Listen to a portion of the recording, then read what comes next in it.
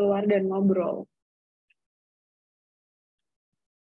Mau desain aplikasi versi aku sendiri karena merasa keren kalau beneran terwujud.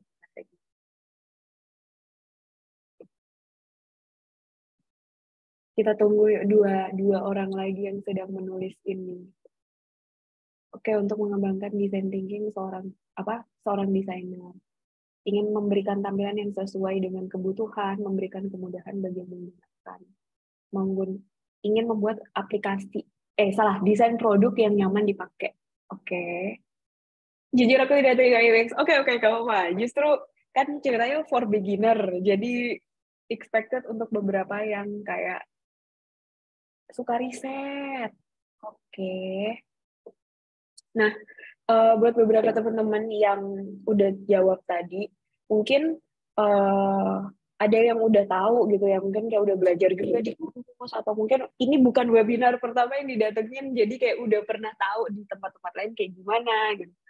Nah, buat orang yang mungkin masih sangat awam, kayak aku penasaran nih, ada satu partisipan yang typing. Oke, kalau nggak kita move on ya guys, kayak buat teman-teman yang sangat awam, kalau misalnya tanya ke aku gitu, atau kayak menurut reflectionku, kayak sebenarnya tugas UI UX designer tuh apa sih gitu. Kalau yang aku refleksikan sejauh karirku selama ini, menurutku seorang UI UX designer itu tuh tugasnya adalah humanizing teknologi, bikin teknologi kita bisa dipakai oleh manusia. Kenapa?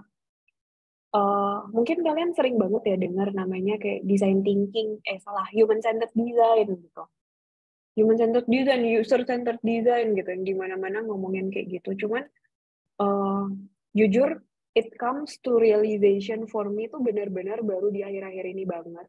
Itu tuh kayak, kenapa sih digembar-gemborin banget soal humanizing teknologi, soal human centered design? Karena kalau kita nggak aware tentang part human tersebut, kita nggak mencoba nge-humanize teknologi, barang atau produk yang kita bikin bisa aja tuh jadinya kayak instead of human centric atau user centric atau mungkin customer centric, jadinya adalah BE centric. Back end-nya bisa ya gini, ya udah lo bikinin. Atau kalau nggak gitu, jadinya tuh mungkin justru PM centric gitu. Jadi kayak, ya kayak PM-nya udah ngasih briefnya kayak gini doang gitu. Jadi kayak, gue bikinnya gitu aja sesuai brief. Padahal sebetulnya kita tuh ngedesain buat siapa sih? Buat manusia. Dan kita harus bisa ngebantu nge-translate tujuannya si PM, tujuannya si produk, tujuannya si company, dan juga limitation yang ada dari teknologi tadi supaya lebih friendly waktu dipakai manusia. Karena kayak human to human interaction itu aja tuh kan udah susah ya, apalagi human to komputer gitu, ke barang yang kayak completely different gitu. Cara pikirnya komputer sama cara pikirnya manusia kan beda. Nah, itu tuh yang kita perlu lakukan as a UI UX designer. Nggak cuman bikin tampilan yang bagus kok, nggak cuman bikin app yang kayak pas ditaruh di dribble tuh keren gitu, tapi ternyata pas dipakai informasinya mana sih, gue cari nggak ada, nggak ketemu gitu. Nggak cuman bikin aplikasi atau fitur yang di atas kertas, kayak biasanya ini penyakit-penyakit dari PM nih, kayak di atas kertas tuh gue udah benchmark nih, si perusahaan X punya A, punya B, punya C gitu, kayak pengen jadi yang fiturnya terbanyak. Tapi kayak kalau kita ingat dan kita sadarin, kayak Apple tuh nggak pernah loh jadi barang yang punya fitur paling banyak. Dia nggak pernah loh jadi kayak di atas kertas tuh yang paling handal, paling keren. Tapi kayak yang make tuh suka gitu waktu pakai. Ada juga kayak misal kalau kamu lihat Xiaomi gitu, kayak beberapa waktu lalu aku habis beli timbangan Xiaomi yang digital itu guys.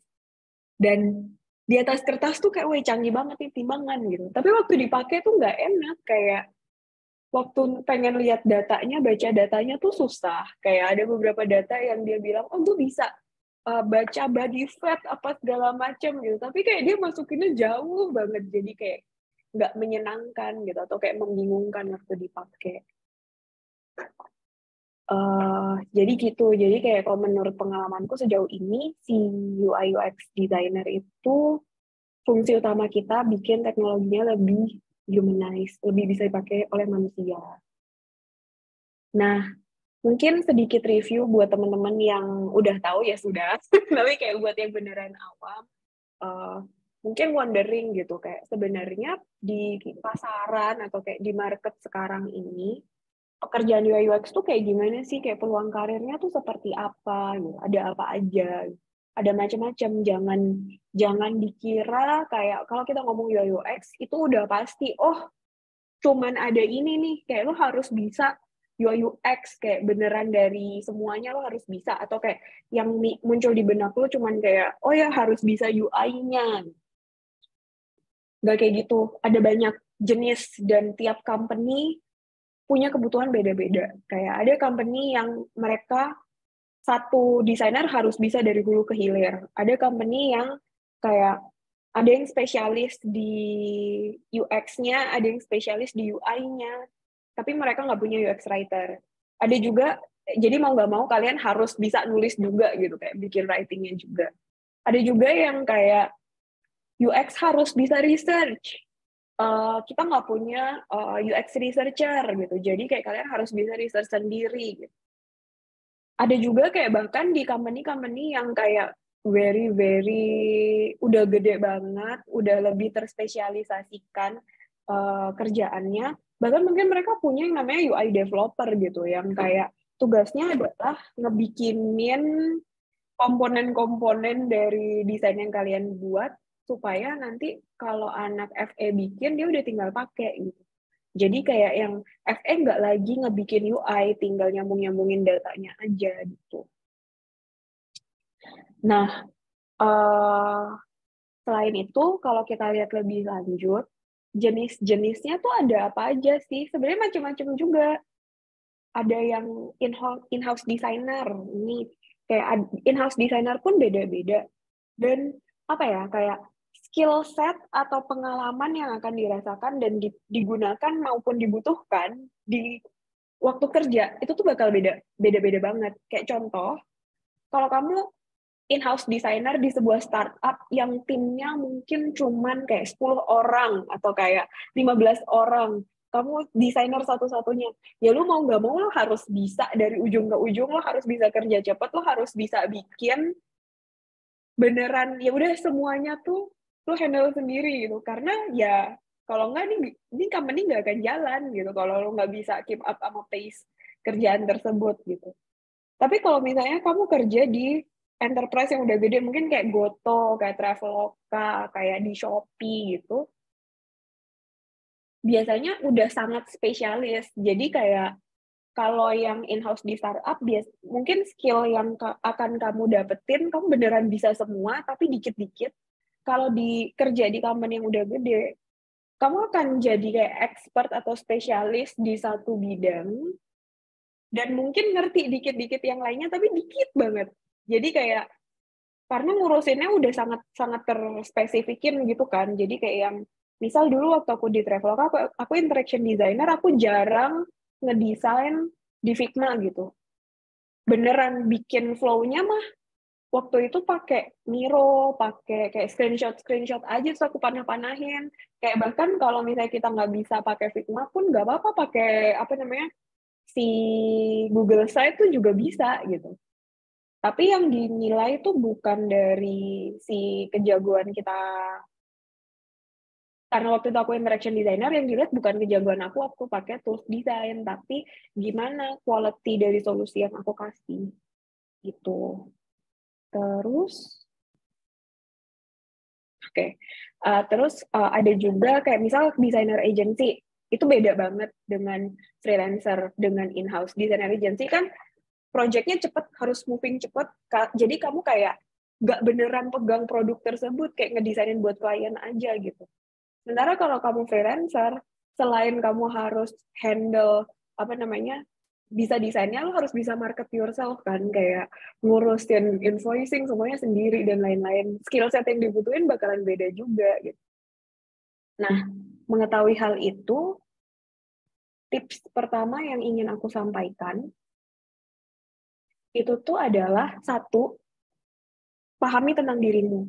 Cari tahu tentang dirimu sendiri. Bentar ya.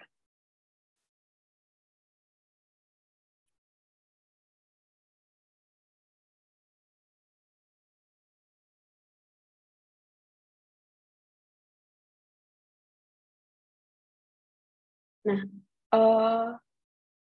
kamu cari tahu dulu tentang dirimu sendiri. Kayak kamu tuh sukanya apa? Jagonya apa? Apa aja yang kamu ngerasa belum jago? Kayak misal contoh teman-teman yang dari background-nya mungkin di cafe, kalian mungkin strong dari segi visual design-nya, tapi mungkin perlu banyak ngasah skill mengenai system thinking, mengenai apa namanya produk digital product development tuh bentuknya gimana sih, kayak gimana BE dan FE kayak anak-anak engineering tuh kalau kalau communicate seperti apa gitu-gitu juga perlu dipaham. Mungkin itu kalian nggak strong, berarti kalian bisa mulai identify nih skill apa aja yang dibutuhin untuk sampai sana. Mungkin teman-teman yang tadinya dari engineering, kalian udah ngerti kan background tentang product development dari segi digital tuh prosesnya kayak gimana. Mungkin kalian tinggal asah bagian visual visual thinkingnya, apa visual design-nya gitu. Ada lagi kayak aku dulu, kan aku dari manajemen, aku tidak strong di kedua belah pihak, cuman aku punya product thinkingnya strong gitu. Jadi aku ngerti kayak kira-kira kayak apa ya, istilahnya cara pikirnya PM kayak gimana tuh aku ngerti gitu. Kayak produk yang bagus kayak gimana, bikin roadmap itu seperti apa gitu, aku tahu. Dari situ aku bisa kasih pandanganku mengenai bisnis sambil belajar memahami catching up apa yang aku kurang gitu. Kayak misal aku belum terlalu strong di human psychology gitu. Mau nggak mau kan kita harus paham kan tentang human psychology, kayak gimana orang nge-perceive sesuatu informasi, gimana mental modelnya orang, kayak gitu kita harus tahu. Nah, yang penting juga ditanyakan, dalam jangka panjang tuh, kalian pengen jadi desainer yang kayak gimana sih gitu, kayak pengen ngapain gitu dalam dalam 10 tahun ke depan, 5 tahun ke depan tuh lu pengennya apa, desainer yang macam apa, pengen dilihatnya kayak gimana gitu. Jadi lu bisa mulai ngarahin roadmap lu atau strategi belajar lu arah sana. Itu yang tips pertama. Tips kedua, set your goals. Tips kedua, set your goals. Kayak tadi kan aku udah bilang kayak know yourself, kayak gue strongnya di mana sih gitu. Kalau lu udah tahu lu strongnya apa dan kayak lu tahu lu weaknessnya di mana, mulai arahin tuh bikin target kayak gue pengen jadi apa nih selanjutnya. Nah, desainer yang ideal itu tuh at least bentuknya harusnya bisa kayak makin makin kita makin senior ya, itu tuh bentuknya makin T-shape. T-nya ke sampingnya tambah panjang, tambah luas. Ke dalamnya juga tambah dalam. Jadi kayak punya general knowledge, kayak generalis in a way, tapi dia juga punya spesialisasi yang dalam di apa namanya di expertise-nya dia. Nah, untuk seorang desainer tuh ada banyak banget skill yang kita bisa latih, kayak misal nge-research tentang visual design, tentang information architecture, tentang development, itu kan banyak banget. Nah, decide on yourself, kira-kira lo pengen kayak gimana. Itu nanti bakalan mempengaruhi roadmap kamu saat menjadi seorang desainer. Nah, ini salah satu yang aku juga ambil dari kantor-kantor lama sebelumnya. Kayak tiap desainer tuh, kalau kamu pengen jadi desainer tertentu atau kayak ada skill pengen jadi intinya tipe tertentu, biasanya mereka akan punya skill set khusus yang harus strong di bagian situ. Contoh, visual designer harus strong UI design-nya, harus bisa prototyping, karena ini udah di ujung banget nih sebelum kita hand off ke engineer. Harus bisa ngkomunikasiin ide yang tadinya abstrak jadi visual yang jelas, dan kalau ditanya nih, benar interaksinya seperti apa, gimana cara ininya, dia harus bisa nunjukin. Interaction designer on the other hand, dia juga harus jago tentang interaction design, kayak ini ntar munculnya gimana, behavior-nya macam apa, tapi dia juga harus tahu kayak konsep interaction besar yang diharapkan untuk konteks ini kayak gimana. Kayak untuk tahu itu dia harus bisa research, dia harus bisa nge-analyze data, kayak ngelihat di ngelihat di produkmu, ngelihat di aplikasimu, kira-kira dia tuh udah sampai mana sih, atau kayak yang orang ngedropnya di mana sih gitu. Secara kualitatif dia harus bisa, secara kuantitatif harus bisa, supaya apa? Supaya tahu kayak di mana, di tahap apa gue mesti lakukan intervention supaya goal desainnya tuh terpenuhi. Nah, sementara buat teman-teman yang mungkin kayak pengen jadi tertarik sama front-end development, terus habis itu tertarik sama UI juga, terus ada posisi-posisi di beberapa kantor memang ada yang bukan namanya UI developer gitu kan. Ya berarti kan kayak skill prototyping-nya harus strong, bisa coding juga, tapi lainnya juga perlu bisa dikit-dikit, walaupun lu nggak jago, tapi lu harus tahu gitu.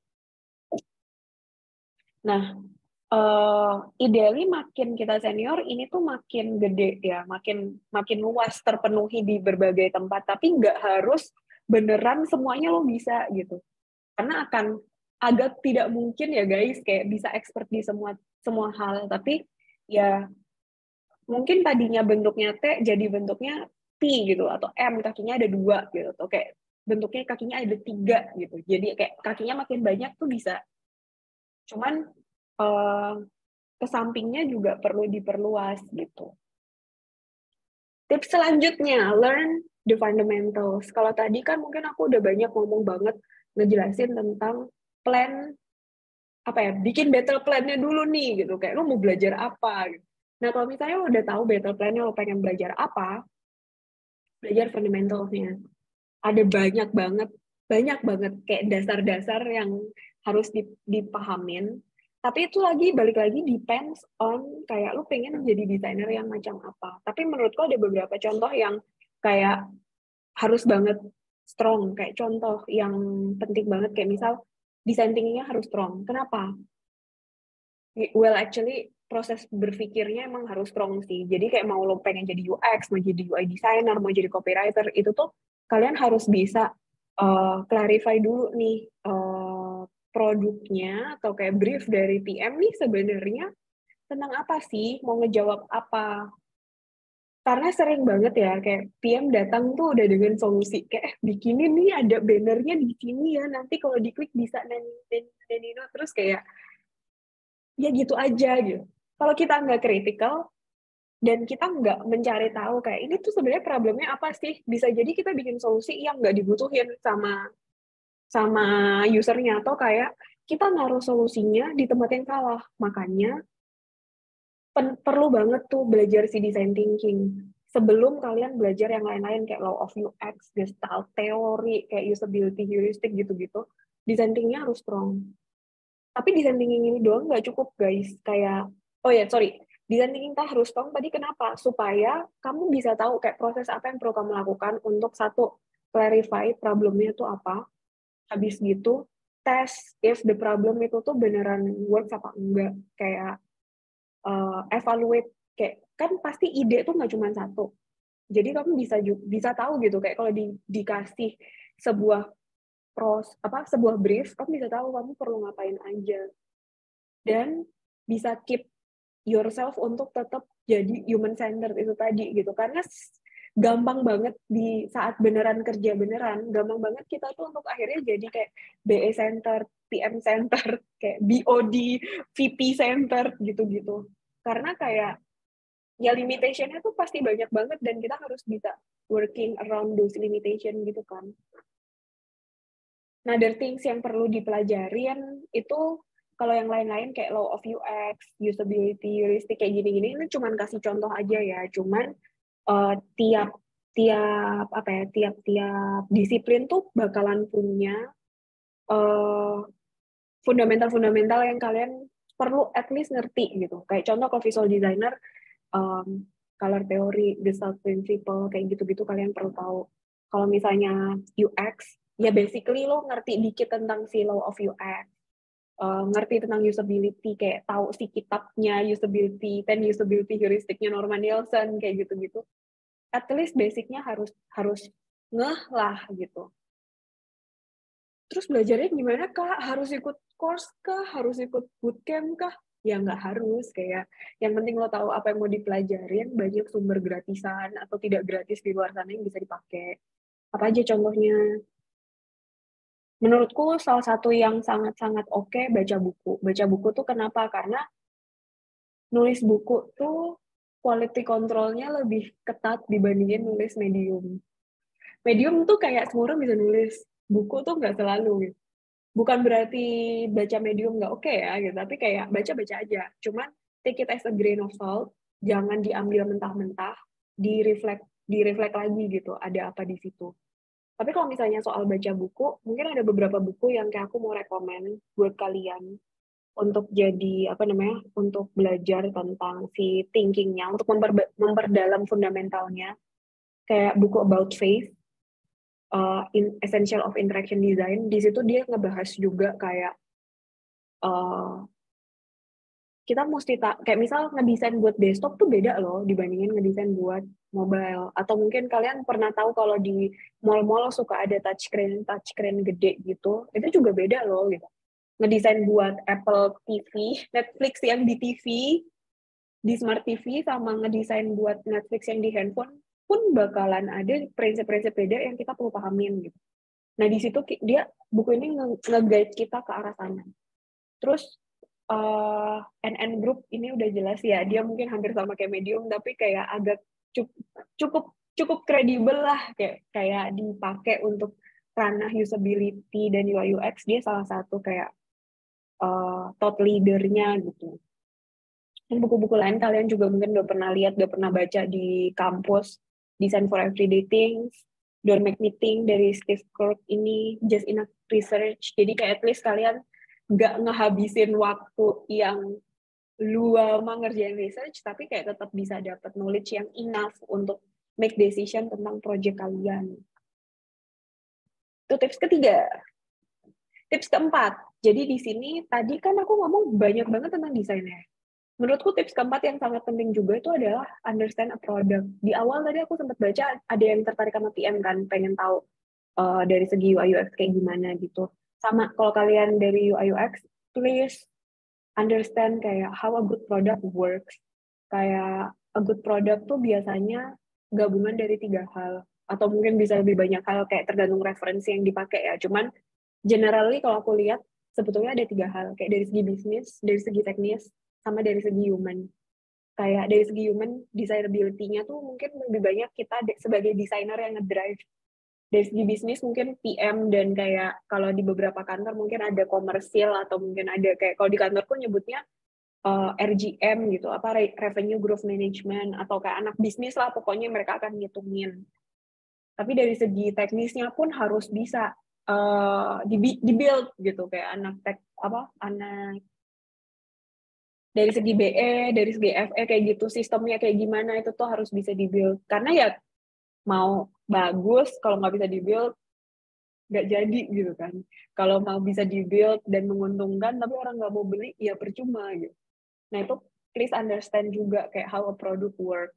Percuma kalian bukan percuma sih, maksudnya ya seru aja gitu bikin hal yang bagus buat di show, di dribble, tapi ternyata tuh kayak nggak bisa ke translate ke dunia nyata tuh kan kayak agak gitu. Dan di dunia kerja tuh ini tuh bakalan jadi apa ya, battleground banget gitu antara kita si desainer dan juga mungkin kayak PM gitu. Jangan sampai kita kayak kasih solusi yang juga sebenarnya nggak akan works dari segi produk gitu, atau kayak susah banget dibikin gitu gitu. Itu tips nomor 4 ya. Belajarnya gimana ya, banyak lah, cari kayak buku-buku tentang produk juga banyak, sering apa namanya baca-baca atau nonton-nonton kayak talks tentang produk juga bisa. Tapi intinya ya understand kayak how a good product to actually good. what does it needs untuk bisa jadi a good product. Nah, yang penting banget setelah itu adalah belajar untuk lihat good design and bad design. Kayak istilahnya nge-asah sense kita tentang yang oke tuh kayak gimana sih, yang nggak oke kayak gimana. Lihatnya kemana aja, apa aja yang kita lihat. Banyak. Kalau kamu pengen menajamkan skill kamu di bidang visual design, amatin visualnya. Kayak warnanya kayak gimana sih, font yang dia pakai tuh seperti apa, bedanya font yang header sama yang body itu gimana, cara dia nunjukin font yang body itu dempet-dempet nggak, seberapa dempet atau seberapa renggang, warnanya beneran hitam atau kayak pakai ada abu-abunya atau kayak bahkan mungkin hitamnya agak kebiruan kayak gitu-gitu. Benar-benar coba analyze, dibedah secara detail gitu. Dari mana lihatnya, apa aja source-nya, banyak. Tapi aku sangat sarankan, mungkin teman-teman kayak banyak yang, oh ya, gue suka sering lihat nih inspirasi di Dribbble di Pinterest. Nggak apa-apa, itu oke. Tapi menurutku akan lebih bagus kalau kalian cari kayak misal app-app yang emang udah di-develop beneran. Kenapa? Karena di Dribbble biasanya tuh nggak ke-translate ke dunia nyata beneran gitu loh. Kayak, oke, it's good to build your visual design sense, tapi kalian juga perlu tahu gitu kayak di dunia nyatanya tuh kayak gimana sih gitu, yang aslinya beneran kejadian tuh kayak gimana gitu, tren yang dikonsumsi orang beneran tuh kayak gimana gitu. Nah, itu tadi mungkin kalau dari segi visual ya. Kalau misalnya dari UX kayak gimana, kayak kita bisa mengasah sense kita mengenai UX, cobain app, cobain alat, cobain produk sebanyak mungkin, cobain app, cobain website, cobain software, sebanyak mungkin yang bisa kalian temuin. Coba lihat, lu seneng nggak? Kayak apa yang lu suka dari flow-nya, apa yang lu suka dari interaksinya, apa yang works buat lo, apa yang menurut lo aneh dan janggal gitu, apa yang mengagetkan dari situ gitu. Seberapa impactful kayak interaksi-interaksi kecil yang muncul, seberapa, apakah itu lo notice atau lo nggak notice gitu, kira-kira coba apa ya, tiap kali lo nyobain, coba bener-bener di apa ya istilahnya, be mindful tentang experience-nya, beneran dirasain dan diamatin. Kalau perlu dicatat kayak, oh gue nyobain Grab, gue lagi suka gitu. Kenapa ini yang membuat gue suka ya gitu? Oh interaksinya beda nih gitu. Oh dia misal kayak Gojek gitu. Oh iya mungkin Gojek banyak banyak apa namanya interaksi kecil tapi bikin nice kayak gitu-gitu. Please itu apa ya dibiasakan gitu. Karena itu bakal melatih sense kita untuk bisa tahu mana yang oke dan yang nggak oke. Jangan cuma lihat yang oke-nya doang ya. Yang nggak oke-nya juga perlu dicatat gitu. Mana yang nggak oke dan nggak works tuh kalian juga perlu paham. Terus, nah, yang ini penting juga, penting banget, tapi sebenarnya bisa sambil jalan, belajar tools-nya. Tools bisa macam-macam ya, mungkin kalau di depan kita sempat ngomongin tentang, apa namanya, ini ada UX, UI, writer, researcher, developer, pasti tools-nya bakalan beda-beda. Bahkan waktu aku di, apa namanya, pertama kecemplung di UI UX waktu di Traveloka gitu, aku nggak bisa guys pakai Figma, nggak bisa pakai pakai apa namanya, pakai Sketch zaman dulu kayak Zeppelin tuh diapain nggak ngerti. Tapi sambil jalan sambil belajar.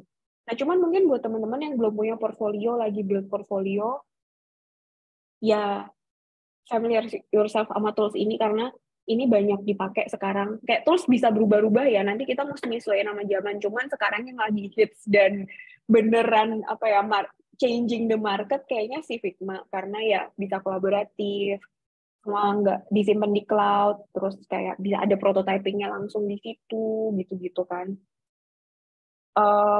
Belajarnya gimana caranya? Nggak akan gue ajarin di sini karena nggak cukup waktunya. Tapi banyak source di luaran. Menurutku yang oke kayak Figma tuh dia punya banyak apa namanya tutorial bagus kayak what is Figma.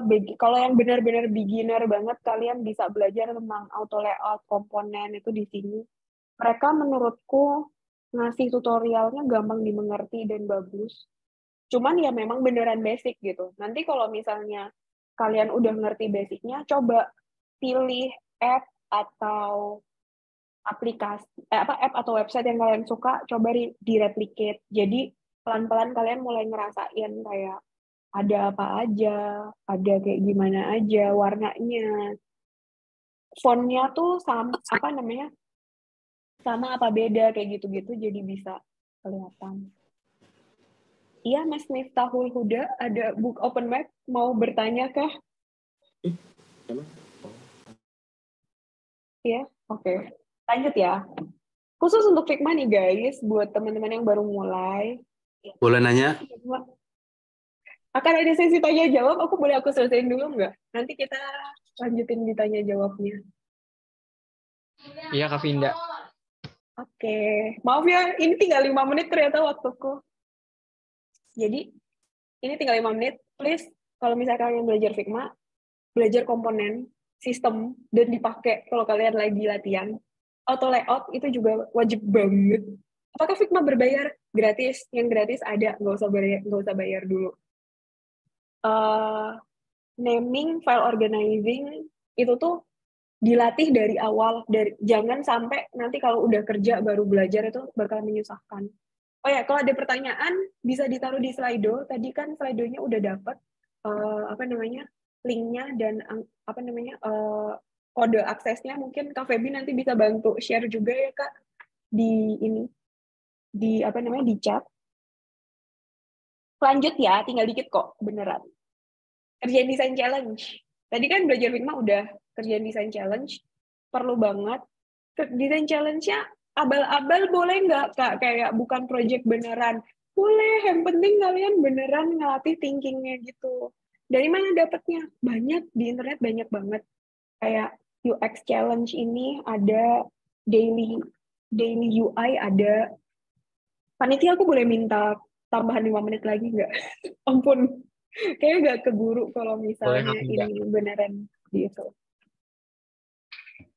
Lanjut ya, kayak desain challenge ini, kalau misalnya kalian dapetnya yang apa ya, yang dari internet, oke, dipakai. Tapi kayak whenever punya kesempatan untuk ngerjain desain beneran, mau gratisan, mau dibayar, mau enggak, kalau kalian emang beneran niat, ambil. Kayak misal temenmu mau bikin website, tawarin jasamu.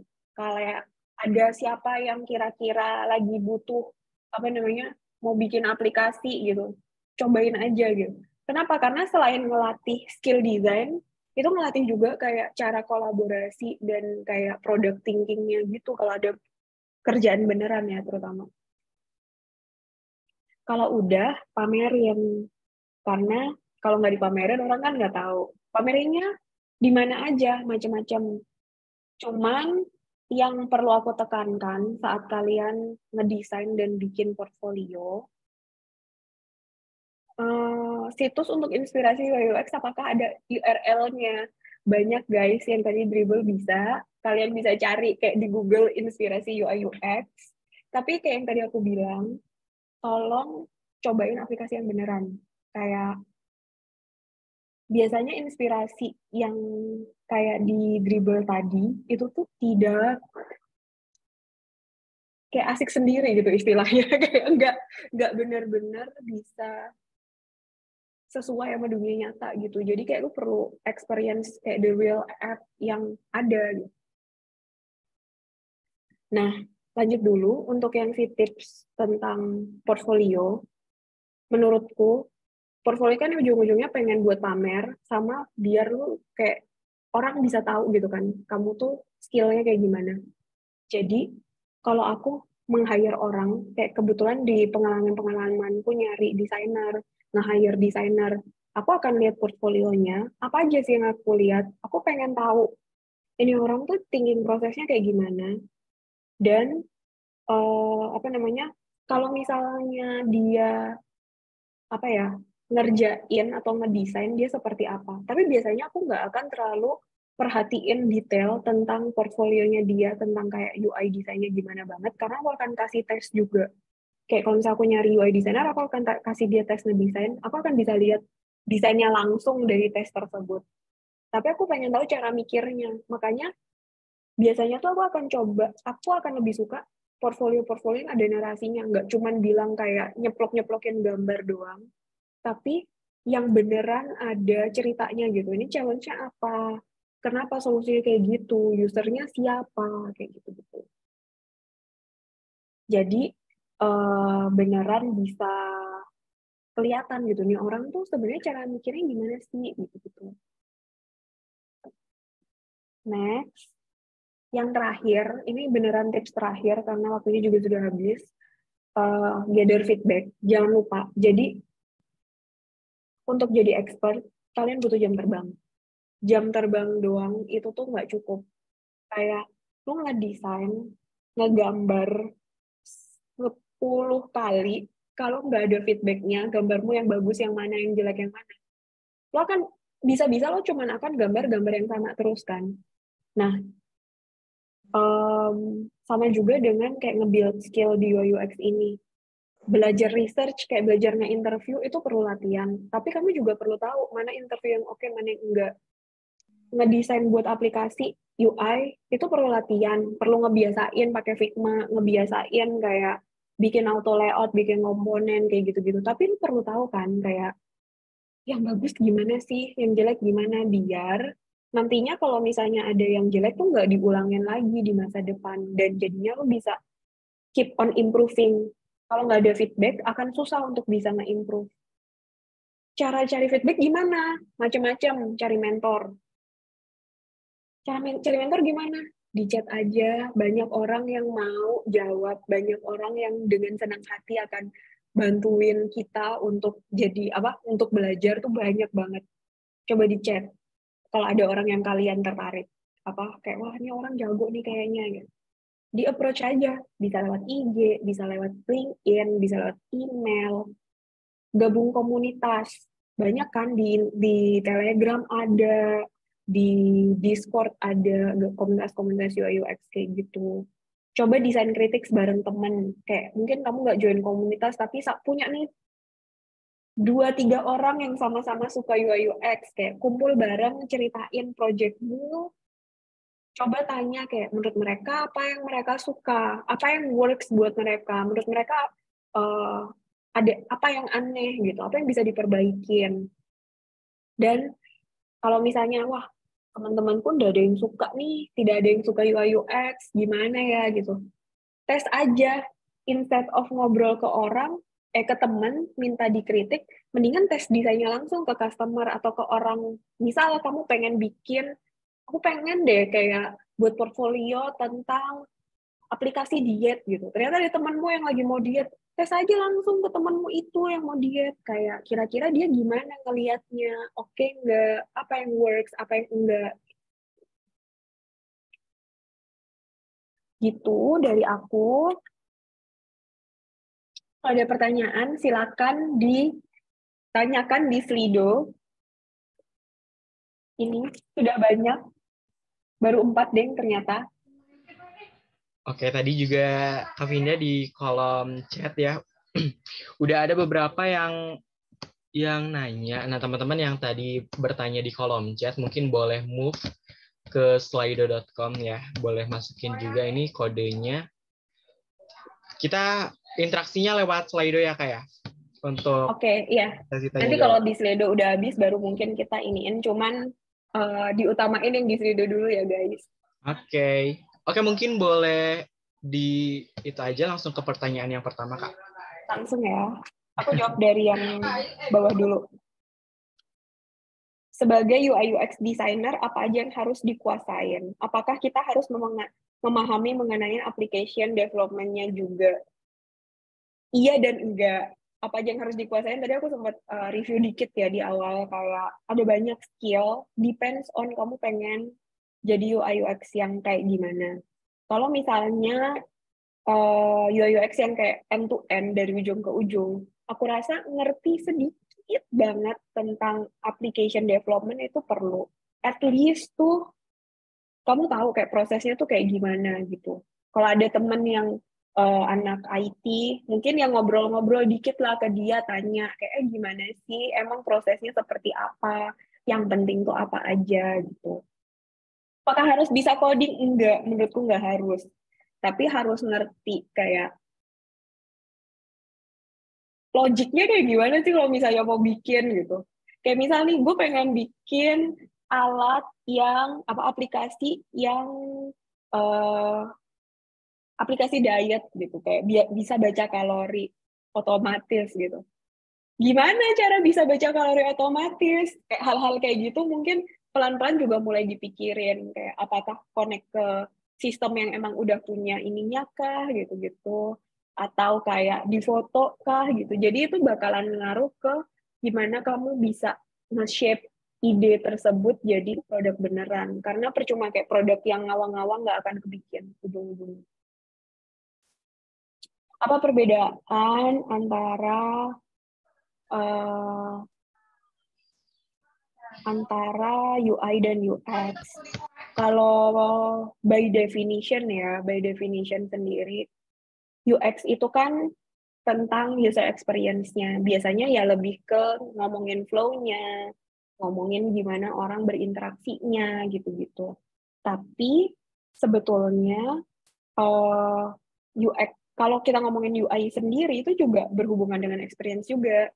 Dan menurutku kalau kita ngelihat dari definisinya, mungkin kalau selama ini orang pasti bilangnya, oh ya UI itu ya gambar yang visual, yang di Figma gitu.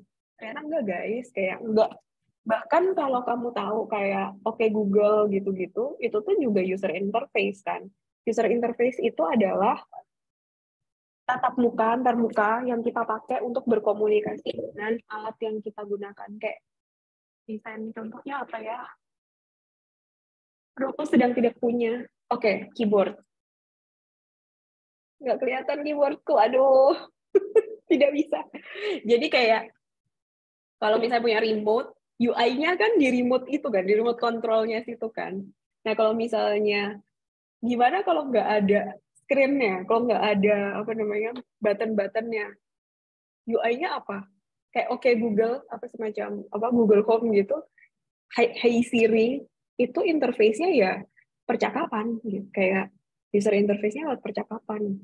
Jadi kalau mau ngomongin definisi, sebenarnya lumayan kayak lebih kompleks, tapi kalau di pasaran pada umumnya biasanya kalau UX tuh lebih ngomongin flow, kayak dari halaman ke halaman, dari orang masuk sampai keluar, dia ngapain aja, prosesnya gimana. UI itu tuh lebih detail ke kayak warnanya, fontnya, terus penempatan kayak corner roundednya kayak gimana, kayak gitu-gitu. Nanti secara visual tuh seperti apa biasanya kalau di kerjaan digital product design di Indonesia pada umumnya kayak gitu. Tapi secara luas nggak menutup ke itu doang ya, guys. Bagaimana cara improve ide kreatif? Banyak, banyak cara. Kayak apa dulu nih, gitu. Tapi biasanya sih, kalau aku gini ya, kayak menurutku proses kreatif itu ada banyak fase gitu. Dan kayak biasanya yang kita jarang lakukan kalau misalnya proses kreatif, bukan jarang sih, tapi kayak kalau misalnya dapat brief gitu, kadang tuh kan udah dikasih, oh ya solusinya ini gitu. Tapi intinya kan kayak proses kreatif itu adalah kayak creating kan. Jadi kayak gimana kita bisa create dengan banyak alternatif, makin banyak makin bagus. Dan makin sering kita idenya dikumpulin sama ide lain, kayak digabung-gabungin, itu makin bagus.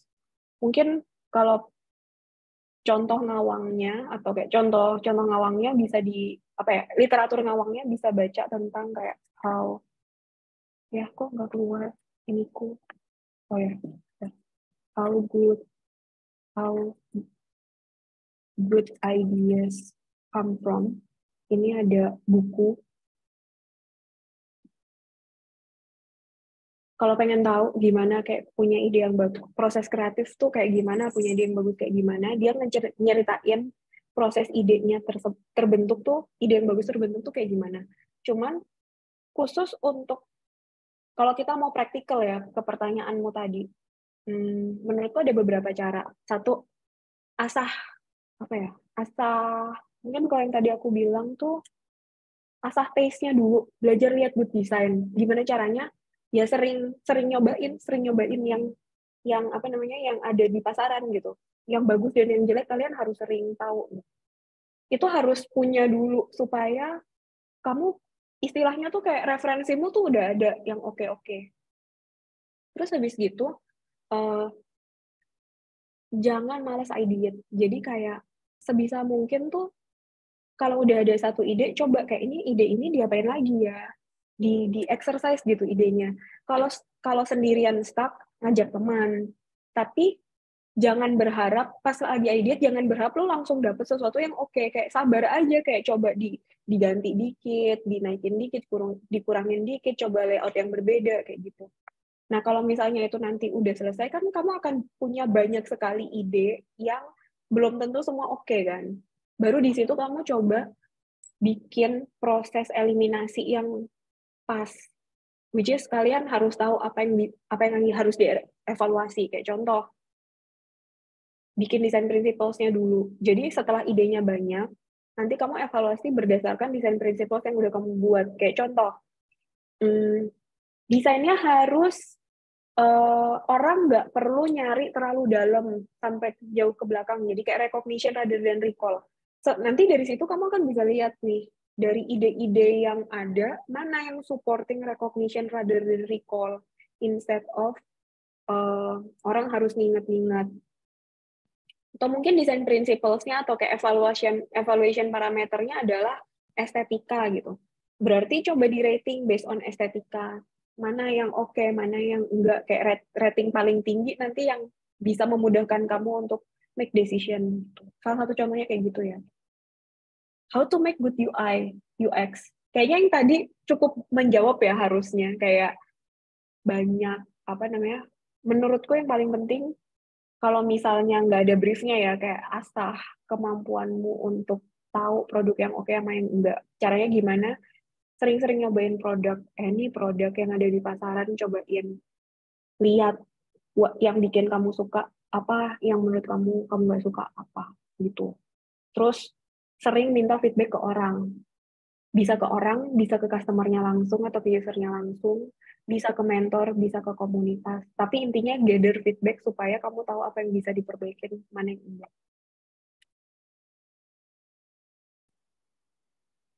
Tadi udah ya, gimana cara improve ide kreatif juga udah ya, perbedaan UI sama UX udah ya. UI designer apa yang harus dikuasai, apakah harus app development, udah juga. Lebih unggul pakai Adobe XD atau Figma untuk toolsnya? Menurutku pribadi, kalau aku sekarang, karena sekarang di kantor pakainya Figma, aku bilang pakai Figma. Kalau misalnya, tapi sejujurnya, aku udah pernah nyobain dua-duanya. Tapi Adobe XD dulu aku nyobanya waktu dia masih awal-awal ya, jadi mungkin fiturnya belum lengkap banget. Menurutku Figma lebih oke. Figma lebih oke karena dia emang didesain, satu, dia bisa kolaboratif. Mungkin XD sekarang bisa atau enggak, aku nggak tahu. Tapi kayak sekarang Figma tuh udah, apalagi dilengkapin sama FigJam, kayak ekosistemnya tuh cukup matang. Ada Figma community-nya juga cukup matang. Terus menurutku yang strong juga tuh developer bisa inspect langsung, kamu bisa prototype langsung dari situ. Ada yang strong banget tuh dia untuk desain sistemnya tuh dia oke. Tapi ini untuk orang-orang yang freelancing atau orang-orang yang kayak baru bikin portfolio sendiri, menurutku nggak terlalu perlu ya, kayak soal soal desain sistem gitu-gitu. Yang penting kamu tahu basicnya is oke, kamu nggak perlu fiturnya Figma yang gimana-gimana banget. Tapi buat orang yang kerja beneran, menurutku itu penting. Kayak beneran kepake banget, apalagi kamu kerja di kantor yang gede, itu kepake banget. Karena ya kalau kantornya gede kan desainernya banyak, lo harus bisa sinergiin desainnya kan, dan biar konsisten, biar nggak perlu bikin lagi dari awal, itu tuh penting banget. Apakah di XD ada? Aku nggak tahu. Dulu waktu aku masih pakai XD itu belum ada. Dan kalau kamu sebagai pemula yang kayak masih pengen belajar, gimana? Aku mesti belajar apa? Saranku belajar Figma aja. Kenapa? Lebih banyak company yang pakai Figma. Satu. Terus habis gitu, kalau kamu bisa kalau kamu belajarnya Figma, nanti kalau misalnya keterima di company tersebut, kayak udah langsung ngerti gitu. Kalau sekarang kamu belajar pakai XD dan ternyata company-nya pakai Figma, bakalan kesulitan sih. Agak kesulitan, tapi menurutku nggak terlalu susah untuk catching up. Kayak basicnya mah sama-sama aja gitu. Cuman banyak banget tools-nya Figma yang menurutku emang udah didesain sedemikian rupa untuk UI UX designer tuh oke. Gitu. Nanti kalau ada pertanyaan tambahan, tinggal ditambahin lagi aja ya guys di bawah-bawahnya. Apakah membuat UI UX project UI UX ada ketentuan tertentu? Miftahul Huda, karena ini ada namanya yang nanya. Yang nggak maksud gimana? Boleh diceritain nggak open mic dikit? Kayak ketentuan gimana sih yang kamu maksud? Jelasin. Ya gimana nih penanya? Miftahul Huda ya kayak? Ya, Miftahul Huda. Di spill namanya. Boleh on cam dan on mic Miftahul. Ini ada. Oke. Ada Oke. nggak Halo orangnya? Miftahul. Kayaknya masih siap-siap nih kamu on cam. Open mic dulu deh, open mic dulu. Ntar on cam-nya kayak sambil sisir-sisir kamu sambil open mic biar aku bisa sambil bantu jawab.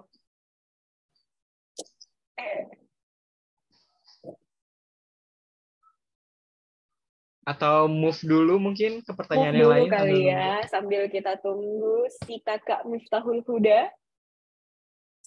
Pernah nggak Kak saat bikin desain itu terkendala dengan tim ya dev-nya? Takutnya waktu kita membuat desain ternyata dari tim dev-nya nggak sanggup memenuhi. Happens every day, all the time. Selalu terjadi guys. Makanya kayak tadi mungkin yang aku bilang di awal, kalau kalian ingat tentang ini kan ada faktor feasibility technical kan di sini. Jadi ya dikit-dikit lo mesti ngerti. Makanya tadi waktu ada yang nanya kayak, Kak, apakah aku harus bisa coding? Apakah harus bisa software development? Enggak sih, tapi nggak harus bisa coding, tapi lo harus tahu kayak limitation-nya gitu. Nah, terus gimana gue bisa tahu nih komponen bisa apa enggak? Kan gue nggak bisa coding. Ngobrol sama anak engineer. Makanya kayak kalau yang ini kayak di kehidupan nyata sih biasanya kalau ini terjadi. Kalau aku dari awal desain project-nya mulai, aku tuh awal-awal baru mulai, aku brainstorm dulu bareng PM sama bareng anak BE, mungkin biasanya BE back end engineering guys, mungkin buat teman-teman yang bukan dari background IT. Jadi kalau back end engineering biasanya nge-create sistemnya kayak ini jalannya dari mana ke mana kayak gitu, datanya, flow datanya seperti apa kayak gitu-gitu kan. Nah, aku akan ideate bareng mereka untuk tahu kayak yang kita bisa lakukan tuh apa aja sih gambaran gedenya. Nah, nanti jadi dari situ pelan-pelan sambil aku jalan, aku udah tahu kan, oh yang udah pasti nggak bisa apa aja nih. Atau kalau aku ada ide kayak kira-kira nggak yakin bisa apa enggak, aku bikin aja dulu atau aku notes aja dulu. Nanti colek-colek mereka, kalau misal tes ombak dulu lah istilahnya. Kayak gue bikin kayak gini, menurut lo gimana gitu? Kayak challenge-nya apa aja, bakal susahnya gimana gitu. Tergantung tim kalian gimana, ya ada, dan tergantung deadline dan PM-nya juga. Kayak ada yang biasanya tuh kayak, oh nggak bisa nih, udah mepet deadline, kita harus ganti gitu. Ada juga kayak timnya accommodating gitu, kayak, oh ya udah nggak apa-apa, kita coba dulu. Kayak sekarang belum bisa, tapi gue butuh waktu untuk ngedevelop. Coba, boleh nggak kalau misalnya di develop dulu, kita research dulu gitu. Kalau ada waktu dan nggak mepet, biasanya dibolehin. Tapi kalau misalnya ada yang kayak mepet banget, ya biasanya kita nego. Atau kita yang menego diri sendiri. Jadi kayak, oke, kita revisi deh. Tapi kuncinya tuh yaitu kayak communication tuh harus di start early supaya bukannya membatasi ide, tapi kayak kalian pun tahu gitu ruang lingkup yang tempat mainnya di mana. Tapi ingat juga jangan sampai jadi terkungkung karena bisa aja ada kayak beberapa kali aku sering ketemu sama desainer yang misal bikin desain terus gue bikinnya gini aja gitu, kayak nggak terlalu bagus gitu. Terus waktu ditanya kenapa lo bikinnya kayak gitu gitu, ya soalnya gue nggak tahu, ntar tau nggak bisa dibikin gitu. Ya kan belum nanya gitu, terus bisa aja ternyata bisa, engineer-nya jago dibuatin gitu. Jadi kayak dinegoin aja, jadi komunikasiin aja. Udah terjawab ya. Tips agar konsisten dalam belajar dan merancang UI UX. Wah, ini sih gue juga kadang tidak konsisten. Kalau misalnya beneran mau konsisten, apa ya? Dijadwalin sih. Kayak paling sering kejadian, kan mungkin kalian kalau sering baca tentang apa namanya time management gitu-gitu, waktu tuh nggak akan pernah cukup kalau kita nggak make the time. Kayak you will never have time if you don't make the time. Jadi ya make the time, jadwalin. Bikin jadwal belajar mungkin kayak tiap habis sholat maghrib pulang kuliah gitu. Atau pagi habis sholat subuh buat yang muslim kayak apa namanya, jadwalin buat baca, buat atau mungkin latihan, bikin. Atau mungkin kayak kalau ini tiap minggu kayak weekend gitu kalian kuliahnya libur, jadwalin kayak 2 jam 3 jam untuk ngulik gitu-gitu. Mesti dijadwalin sih, dan jangan apa, mesti dipaksakan kalau misalnya emang pengen konsisten. Aku centang ya. Sudah menjawabkah? Ada channel YouTube yang disarankan untuk belajar UI UX nggak? Wah, banyak. Menurutku channelnya Figma itu tuh oke banget. Oke banget as in kayak basic tutorialnya ada, tapi kayak mereka sering ngadain talks tentang apa namanya sama desainer-desainer yang di kantor-kantor gede gitu-gitu juga kan. Kadang bahkan ada anak Gojek di sini, anak Tokopedia kayak pernah share juga. Menurutku tuh oke. Kalau tentang apa namanya detail-detail ininya, cara-cara tutorial bikin-bikinnya pun dia punya. Terus kalau aku sendiri suka follow-in.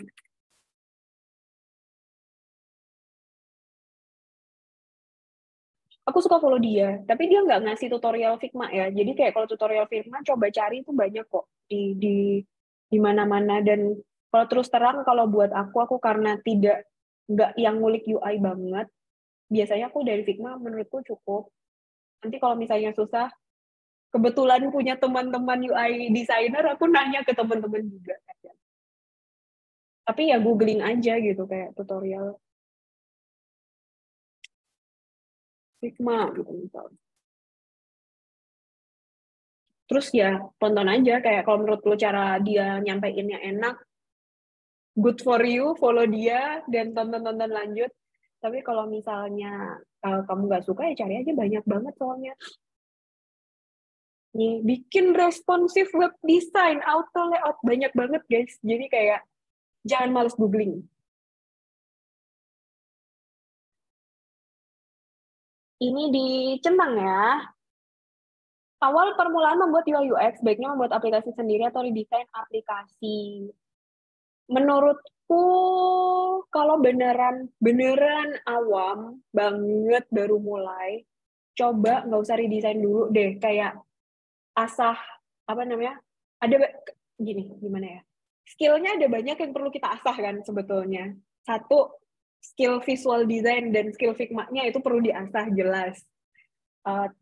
Yang kedua, skill thinking-nya itu perlu diasah juga. Menurutku skill thinking bisa dimulai dari kayak bikin aplikasi sendiri itu nggak apa-apa.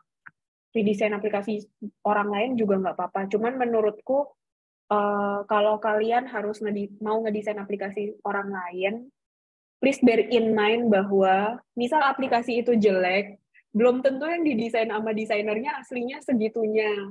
Bisa jadi ya waktunya nggak cukup, jadi proyeknya harus dimepet-mepetin, ya mau nggak mau desainernya nggak bisa explore. Bisa jadi idealnya memang harusnya interaksinya nggak kayak gitu, tapi dari segi engineering-nya terlalu susah gitu, kayak secara teknologi belum mampu gitu. Jadi akhirnya ada workaround yang dikompromiin nih antara PM, designer, dan engineer gitu. Itu kalian perlu aware juga. Dan kalau kalian ngeredesain aplikasi orang, bayangin juga nih, misal kalian ngerasain jelek banget ya gitu. Kayak bayangin nih kenapa ya kok bisa jelek gitu.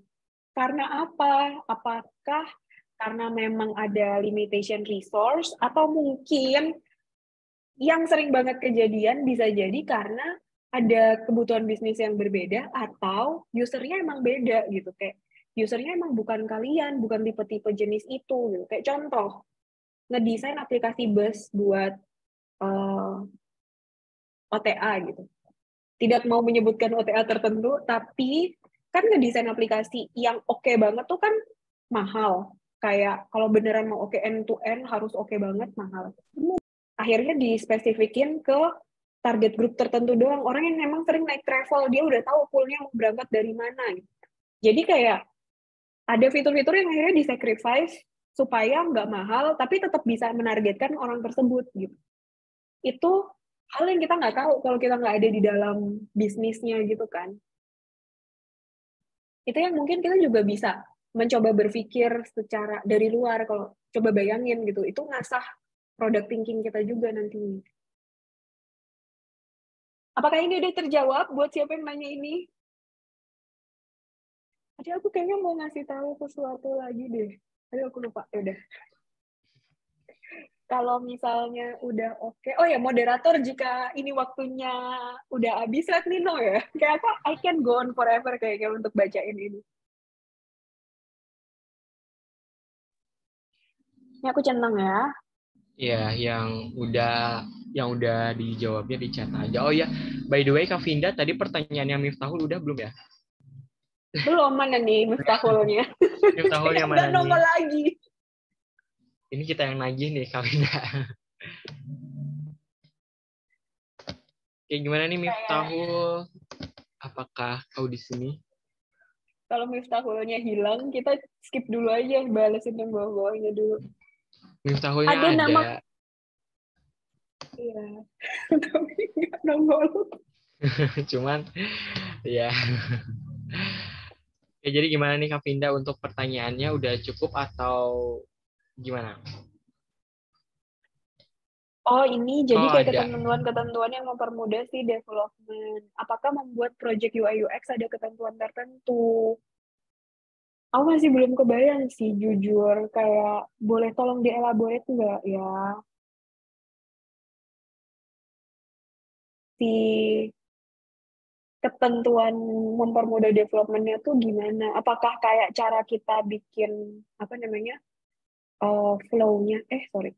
Apakah cara kita hand off-nya kah? Atau mungkin kayak yang kamu maksud itu adalah cara kita nge-set up file-nya kah? Apa gimana nih? Kalau kata aku nggak ada ketentuan. Ketentuannya tuh adalah tergantung devlu. Devlu butuhnya apa, itu yang disiapin. Jadi kayak kalau misalnya devnya butuhnya kayak, gue nggak bisa nih baca lewat Figma, susah gitu. Karena kayak perubahannya nggak ke-track, pakai Zeppelin aja dong gitu. Dan ternyata kantornya bisa ngasih Zeppelin, ya udah bikin Zeppelin. Nah terus kayak misal nih, gue bacanya nggak ngerti apa namanya, ini harusnya gimana, kayak nggak kelihatan flow-nya gitu, kayak si devnya bingung tentang flow-nya, ya berarti kamu perlu nyiapin tuh kayak flow-nya seperti apa, behavior-nya kayak gimana. Tapi menurutku apakah ada ketentuan tertentu yang bisa jawab itu tuh timmu, karena di tiap tim tuh pasti kebutuhannya beda. Ada best practice-nya banyak. Mungkin kamu kalau pengen tahu carinya misal kayak design and format gitu misal. Ini ada banyak kayak contoh-contoh ya, kayak misal, oh ini nih, dia ngasih kayak ada padding-paddingnya dikasih tahu gitu-gitu. Boleh dicontek, boleh dicoba, tapi nggak semuanya tuh menurutku bakalan sesuai dengan kebutuhanmu. Kenapa? Satu, bikin beginian nih lama kan, kayak ngeungu-unguin, padahal bisa inspect elemen, langsung aja di-inspect gitu. Kayak kalau devnya nggak kesulitan untuk inspect elemen, ajarin cara nge-inspectnya instead of kayak gini, itu bakalan lebih cepat. Terus kayak apa namanya, ngasih tahu speknya. Bisa lewat Figma, bisa juga lewat Confluence atau PRD. Kayak PM kan kadang dia juga bikin PRD kan. Itu bisa didetailin di situ. Karena harus ada single source of truth yang dipakai bareng-bareng gitu. Jadi kayak kalau pengen tahu, jadikan ini inspirasi, tapi ujung-ujungnya yang bisa bantuin ya beneran tim kalian sih. Karena kebutuhannya bakalan beda. Ada yang butuhnya speed, jadi butuh cepat. Karena kalau kita nyiapin ini kelamaan, nggak hand off, kapan ngerjainnya gitu kan.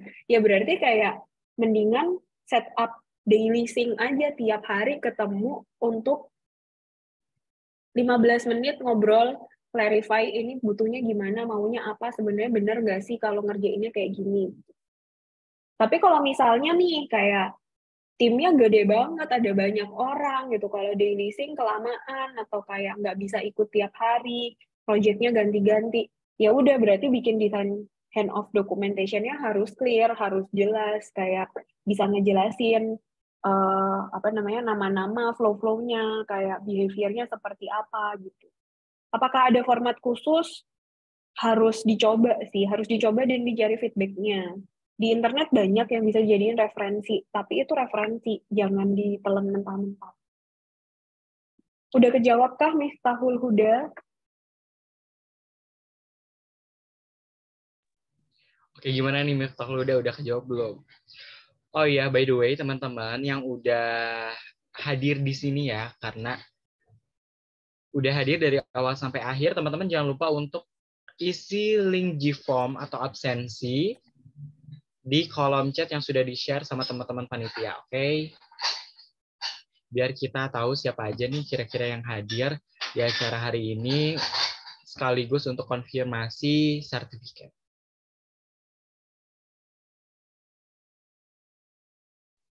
Oke, gimana nih Kak Vinda? Oke, ini udah ya? Aku udahin. Ada Oke. satu lagi, nama komunitas di Telegram atau medsos lain untuk sebagai rujukan untuk belajar UI UX. Googling aja, Beb. Kayak dulu aku di Binar Academy ada Discord-nya Binar Academy, dia punya apa namanya, punya komunitas gitu, atau UXID kalian bisa join, kayak it's just a googling away, kayak jangan males googling, kayak cari-cari. Kalau di Telegram aku sempat tahu ada desain chit chat group dari beberapa apa namanya, ya ada beberapa orang itu tuh ada, mungkin Lokpro juga ada yang mau bikin. Kayak nanti bisa dibikinin juga dan di-share. Ini aku sempat nemu ini, kalau yang di Telegram yang aku sempat join. Banyak lah kalau yang kayak gitu. Udah selesai ya guys, pertanyaannya udah habis. Saya kembalikan ke panitia.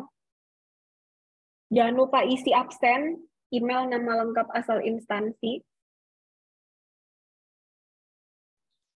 Oke, thank you Kak Vinda atas pemaparan materinya. Sungguh insightful banget nih buat teman-teman, apalagi yang ingin mencoba di bidang UI UX. Jadi untuk selanjutnya itu Kak Vinda, kita ada sesi penyerahan sertifikat yang akan dipandu oleh teman-teman panitia. Silahkan.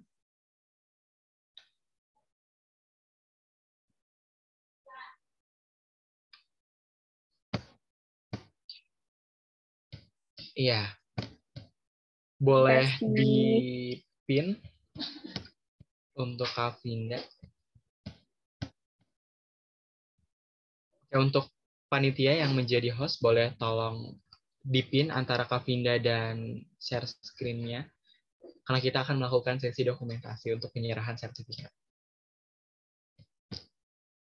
Dan sambil menunggu untuk penyerahan sertifikat dan dokumentasi ini, teman-teman jangan lupa ya untuk isi absensi yang sudah ada di kolom chat, ya, karena absensi tersebut sekaligus menjadi konfirmasi untuk penyerahan sertifikat kepada teman-teman. Baik, bagaimana nih teman-teman panitia udah siap?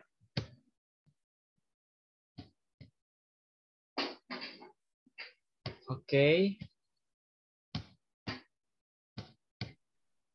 Oke, udah siap, udah dikonfirmasi juga. Oke, Kak Vinda senyum. Ya, sesi penyerahan sertifikat. Oke, 3 kali foto ya, Kak ya. Yang pertama dulu, 1, 2, 3. Oke, yang kedua, 1, 2, 3. Oke, terakhir, 1, 2, 3. Terima Oke. kasih, Feby. Iya, terima kasih juga. Oke, ini ada yang di-connect ternyata. Oke, jadi untuk link absensi itu udah aku share ya, teman-teman. Mungkin kita akan dokumentasi untuk seluruh teman-teman panitia termasuk Kak Vinda. Kita foto-foto dulu ya sebelum berakhir. Teman-teman yuk on cam, dan untuk teman-teman panitia mungkin boleh tolong dibantu untuk tampilan Zoom-nya. Oke, teman-teman panitia dan teman-teman yang lainnya boleh yuk on cam semuanya, kita foto dulu.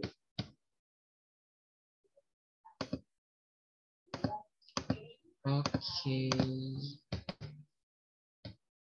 Iya. Oke, yang belum on cam, yuk on cam dulu teman-teman.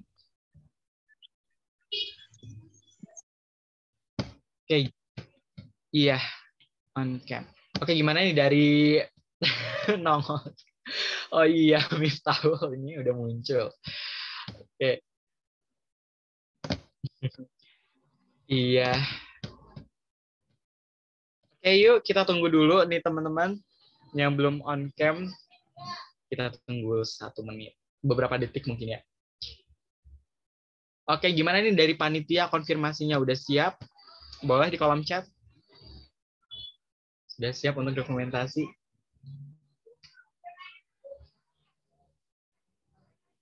Siap. Oke, teman-teman, yuk kita foto formal dulu ya.